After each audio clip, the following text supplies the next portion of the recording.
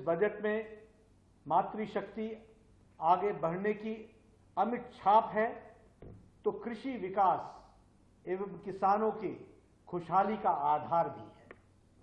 इसमें नौजवानों को आगे बढ़ने के लिए खुला आसमान है तो गरीबों के चेहरे पर लाने वाली मुस्कान भी है। यह बजट आत्मनिर्भर भारत की ऊर्जा से ओतप्रोत और एम्प्लॉयमेंट जनरेशन के प्रति समर्पित बजट है। मैं विकसित भारत की संकल्पना को चरितार्थ करते हुए इस बजट के लिए आदरणीय प्रधानमंत्री श्री नरेंद्र मोदी जी को, वित्त मंत्री श्रीमती निर्मला सीतारमण जी को और उनकी पूरी टीम को मैं अपनी ओर से एवं पार्टी के करोड़ों करोड़ों कार्यकर्ताओं की ओर से हार्दिक बधाई देता हूं और उनका अभिनंदन करता हूं। पिछले 10 वर्षों में आदरणीय प्रधानमंत्री श्री नरेंद्र मोदी जी के नेतृत्व में एक ऐसा टेस्टेड सिस्टम बना है जिसमें लाभार्थियों को उनका हक बिना किसी बिचौलियों के और बिना किसी लीकेज के सीधे उनके बैंक अकाउंट में पहुंच रहा है। पिछले 10 वर्षों में लगभग 25 करोड़ लोग गरीबी की रेखा से बाहर आ चुके हैं। वो जिसे हम कहते हैं कि बीपीएल से बाहर आ चुके हैं और उसी तरीके से प्रोडक्शन लिंक्ड इंसेंटिव और मेक इन इंडिया इनिशिएटिव से भारत में एक्सपोर्ट में लगातार रिकॉर्ड कायम करने का के आगे हम अग्रसर हैं। पिछले 10 वर्षों में हमारी इकोनॉमी फॉर्मल इकोनॉमी की ओर अग्रसर हुई है। डिजिटल इंडिया से देश की इकोनॉमी ने न केवल मजबूती पाई है बल्कि अब वैश्विक छाप भी हम छोड़ रहे हैं। इस बार बजट का लगभग 9 प्रमुख बिंदुओं के साथ यह बजट आया है।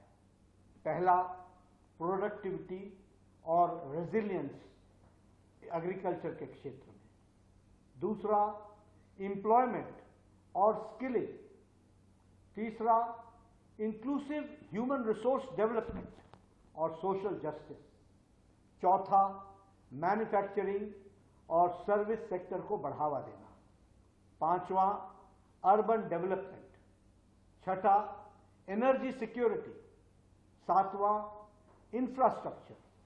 आठवां, इनोवेशन, रिसर्च और डेवलपमेंट। और नौवां है नेक्स्ट जनरेशन के लिए रिफॉर्म्स को लाना।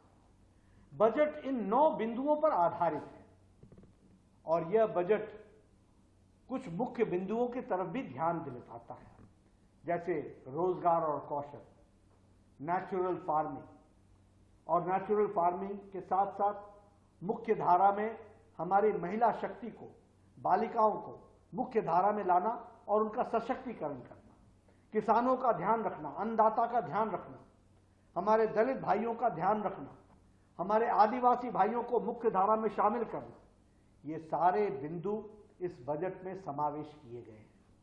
और इसलिए प्रधानमंत्री जनजातीय उत्तम उन्नत ग्राम अभियान शुरू करने का निर्णय एक सराहनीय पहल है, जिसके तहत लगभग 63,000 गांव जो आदिवासी गांव हैं उनको कवर किया जाएगा और लगभग 5 करोड़ आदिवासी भाइयों को इस योजना का लाभ मिलने वाला है। इसलिए ये आदिवासी भाई, हमारे दलित भाई, उन सबको आगे बढ़ाने वाला बजट है।